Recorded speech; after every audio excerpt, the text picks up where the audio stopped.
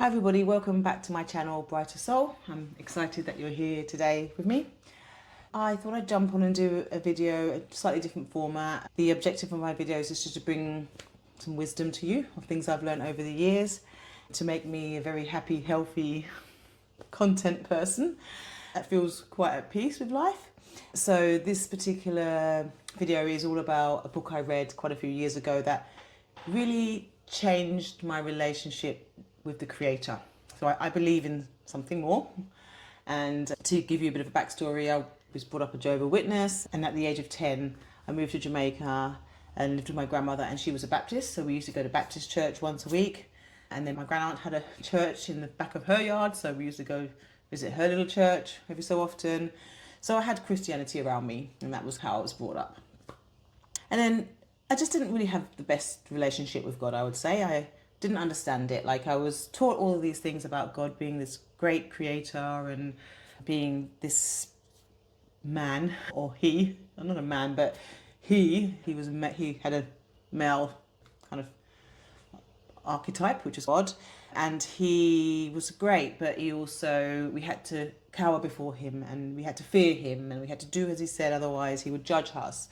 And it was all, live this life, otherwise you will be judged and condemned to death.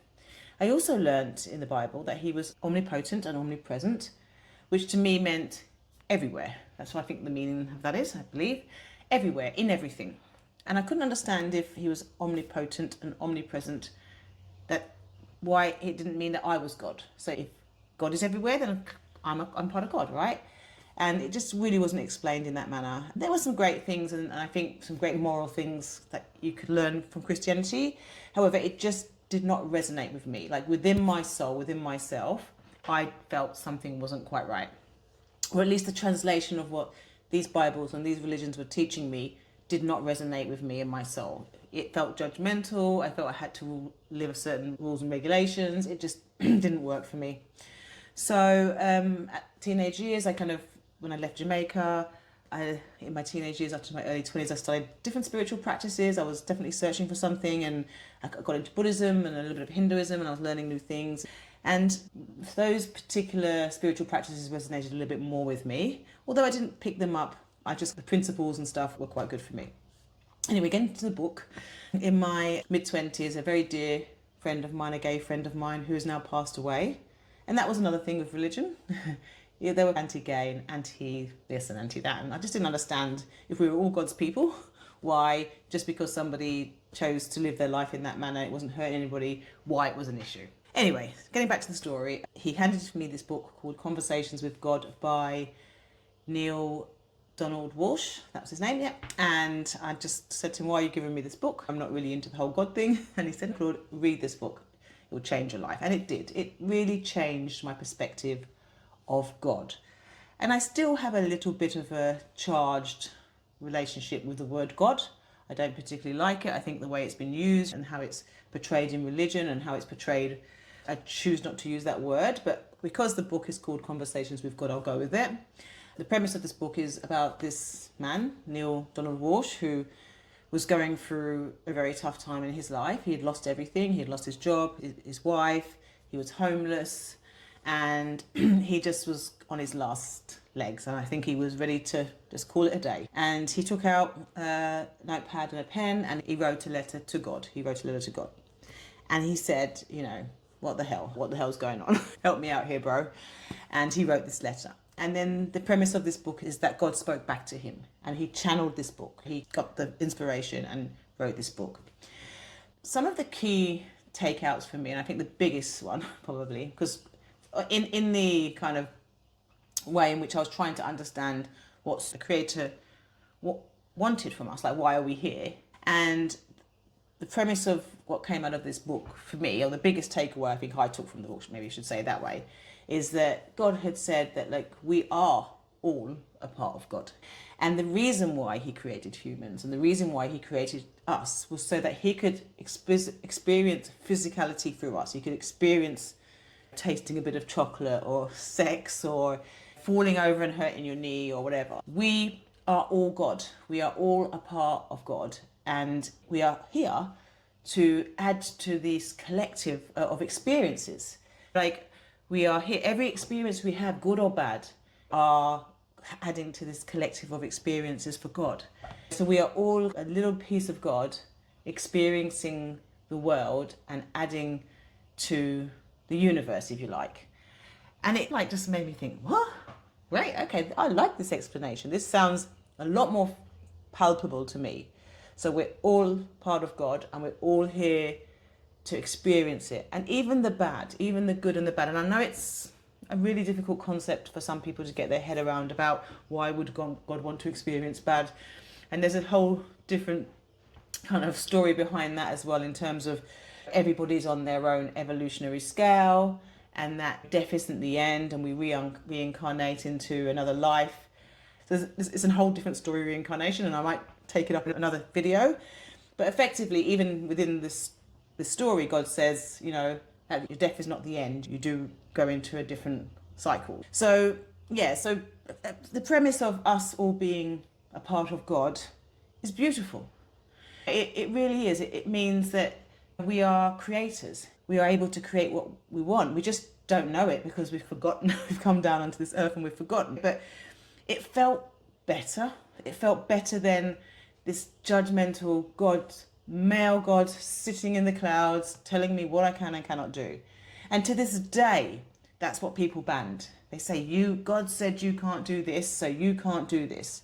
But it's still used as a weapon of mass destruction, telling people how to live. You shouldn't be gay, and you shouldn't be this, and you're not allowed to do that, and those religions aren't good, and our God's better than your God. But it's all crap, yeah? Because if we are all part of God, the guy down the road, your neighbour, who might be a Muslim or a Hindu or somebody else, you know, is also God. Yeah, he might not know it, but he's also God, or she's also God. Your gay friend, your gay guy down the road, he's also God. Your transgender person, they're also God. We're all part of God. None of us are not. So you can't, if you live in that premise, you can't judge other people. You can't sit there and say, I'm better than them. And another of the principles is about not judging each other, not pointing a finger and thinking you're better than and you're this and I know more than you. And that's another premise. Don't judge people. We are all one. We all come from the same place. So it's really hard to judge people when they are kind of part of you. We're all part of this massive, great big collective. And I know we're all having a physical experience. And I know it's really hard to wrap your head around. But I'm only giving you stories of what changed my life and made me think differently. And I always say this thing, right? Because a lot of people say, oh, I don't know if that's true or whatever. That's fine. Do I know if spirituality is true? Do I know if there is a God? No. But I feel it. Like, I feel like there is, but I can't know because I haven't died and come back and I don't remember. But I feel it. I feel like there's something more. I feel like there's a creator and there's a source. And you know what I love about my spiritual practices and what I do is because it doesn't, if it's not true, and at the end of my life I just die and then I become part of the earth, that's okay.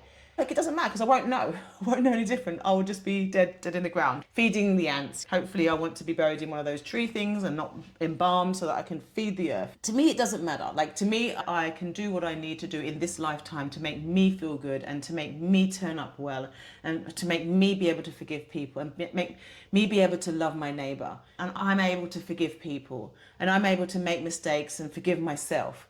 So all of these practices and these things that you learn through books and what I've learned anyway through books and courses and things I've done over the life make me a better person. They make me a stronger person, a more loving and kind and compassionate person, regardless of whether they're true or not. It doesn't matter. Like, it doesn't really matter to me. Anyway, to me it doesn't. Like, I don't have anything to prove. I've managed to transmute my ego to the point where it doesn't matter. Like, I don't have to be right. And there's a few other things in that book actually that are fantastic. You know, about there really isn't any right or wrong. Morally, I understand we need to have rules and stuff like that. It's just the perception that we give to it. And it's a hard one to digest, that one. But like I said, the biggest takeaway for me was that we are all God. We are all little tiny bits of God living in this world to experience things, to add to the collective, to add to the universe and to expand the universe and with all its glory. And that's really beautiful. For me, that's really beautiful. That's a beautiful thing. I'm happy to be a little bit little piece of God. And we are all so unique. No two people are the same. You're never going to find somebody with identical anything. Like, we're all unique little pieces of God, or the Creator, or Jehovah, or Jah Rastafari, or a little bit of Allah. We're all just a little piece of the thing that created us. And I really wish that we could all get to that point in our life. Like, that's my aim with my channel, with everything that I'm doing, is for us to just fucking love one another, man. Seriously, like, where are we at with this? Like, why aren't we at this place where we can just see each other and go, you're different, you're a bit unique, I like your nutty hair, you're different, look at you, gorgeous blonde girl. Like, why can't we just love each other? Look at you and your culture. That is so fascinating. Oh my God, your food's a bit spicy, but I love it, it's really tasty. Or the way you dance and the clothes that you wear are so fascinating. I love them. You make the world a bit more of a creative place. Like, where are we at with this? Like, why aren't we there yet? Anyway, just a little bit of a rant there. Absolutely love the book. Definitely recommend it if you're on a bit of a journey and you want to, and you're at this kind of crossroad and thinking, where am I? And it's quite an old book. It's not a new book, and he has made many more since then. But that first one struck a nerve with me. It taught me that we are all a little part of God. Yeah, so like I was saying, very excited to bring this video to you. I know I went on a bit of a rant there, sorry. I love doing them. And if you want really cool, high vibe content, ways to make yourself a bit happier, ways to deal with stress, ways to feel good about yourself, then just follow me, because I'll just keep giving more and more content about different things I've learned along the way. I'm really happy in my life. I really am. I'm at peace. And I've done a lot of work to get here. It's not something, it didn't happen overnight, but I really want to share some of the things I've done, some of the courses I've done, some of the books I've read with you, so that you can find the peace that I have. It's really lovely. It's really beautiful. It feels really good. Yeah. And so I hope you enjoyed the video. Like I said, I'm Claudia Wright.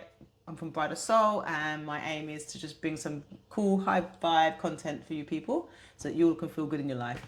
And I'll see you in the next video. Ciao.